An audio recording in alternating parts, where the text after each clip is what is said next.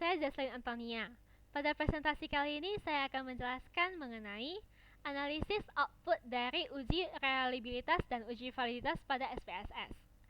Uji reliabilitas merupakan sebuah uji yang digunakan untuk menilai apakah suatu kuesioner reliable atau tidak. Suatu kuesioner dapat dikatakan reliable apabila jawaban yang dihasilkan dari pertanyaan pada kuesioner menghasilkan data yang konsisten dari waktu ke waktu. Oke, langsung saja kita masuk ke hasil output. Untuk uji reliabilitas pada autonom 1 sampai autonom 4. Output pertama yaitu tabel case processing summary. Tabel ini menyajikan informasi mengenai banyaknya responden yang kita uji, yaitu ada 70 responden, satu data excluded, sehingga presentasi validitas akhirnya menjadi 98,6%. Selanjutnya, kita melihat output kedua yaitu reliability statistic. Nah, tabel ini dapat digunakan sebagai dasar keputusan untuk menilai apakah suatu indikator reliable atau tidak. Kita perhatikan nilai converge alpha di sini.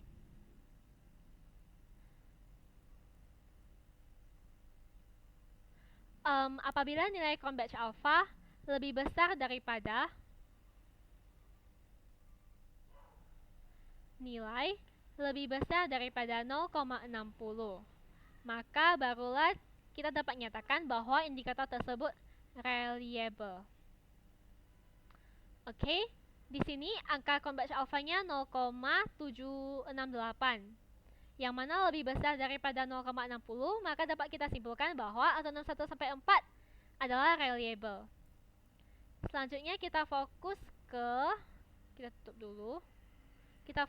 ke tabel item total statistik, yang mana tabel ini menyajikan nilai statistik masing-masing autonom.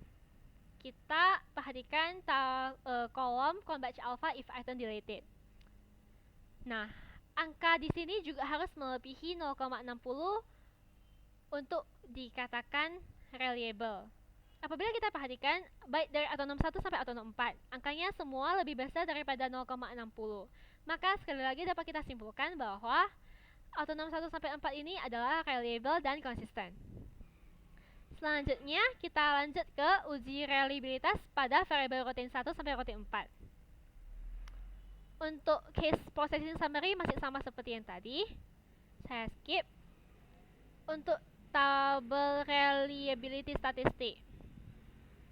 Nah, nilai converge alpha di sini juga lebih besar daripada 0,60. Maka variabel rutin 1 sampai 4 dapat dinyatakan reliable. Kita perhatikan tabel item total statistik. Untuk kolom converge alpha if item deleted, sama seperti yang tadi, nilai di sini harus melebihi 0,60. Barulah dapat dinyatakan reliable. Sedangkan kita lihat di sini untuk variabel rutin 1 dan rutin 4, nilainya lebih kecil daripada 0,60. Berbeda dengan rutin 2 dan rutin 3 yang lebih besar daripada 0,60. Maka dapat disimpulkan bahwa pada variabel rutin ini ada beberapa variabel yang tidak reliable, sehingga secara keseluruhan mengurangi tingkat reliabilitas dari variabel rutin ini. Oke, sekian untuk pembahasan mengenai variabel rutin dan uji reliabilitas. Selanjutnya kita masuk ke uji validitas. Pada uji validitas kali ini, kita menggunakan korelasi bivariate antara masing-masing skor indikator dengan total skor konstruk. Nah, untuk yang pertama kita menguji validitas autonom 1 sampai 4 dan skor autonom sebagai variabel konstruknya.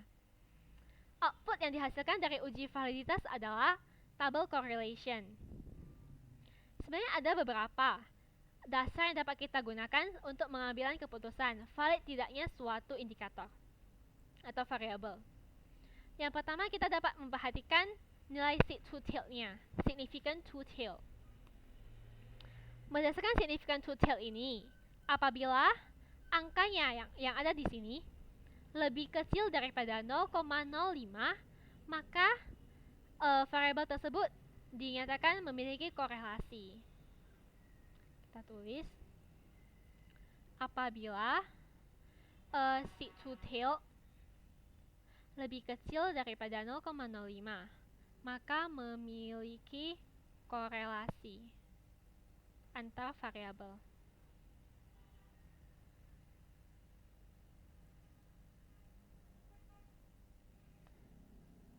Kita perhatikan untuk autonom 1 sampai total score autonom. Angkanya semua lebih kecil daripada 0,05, sehingga dapat kita simpulkan bahwa autonom 1 sampai 4 dan total score autonom ini memiliki data yang valid.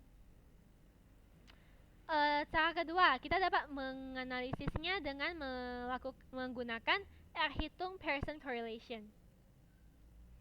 Nah, R-hitung yang dimaksud di sini yaitu yang ini, 0,837, 0,78, 0,7111 dan seterusnya. Kita bandingkan R-hitung dengan R-tabel. R-tabel kita dapatkan dari tabel degree of freedom. Kita masukkan ke rumus df sama dengan n kurang 2. Tadi n kita 70. 70 kurang 2, berarti kita perhatikan baris ke 68. Nah, kita ambil data yang memiliki signifikansi 0,05, yaitu dihasilkanlah R tabel sebesar 0,1982. Kita kembali ke yang tadi. Kita bandingkan masing-masing R hitung dengan R tabel. Di mana R tabel tadi 0,198.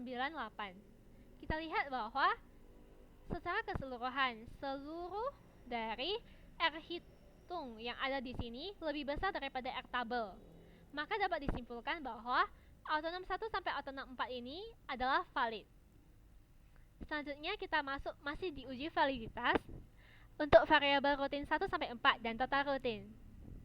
Kita perhatikan yang pertama untuk seed to tail-nya. Semua seed to tail baik yang milik rutin 1 maupun sampai rutin 4 ini, semuanya angkanya lebih besar daripada 0,05. Maka dapat disimpulkan bahwa masing-masing variabel ini memiliki korelasi yang cukup erat. Selanjutnya kita perhatikan R-hitung.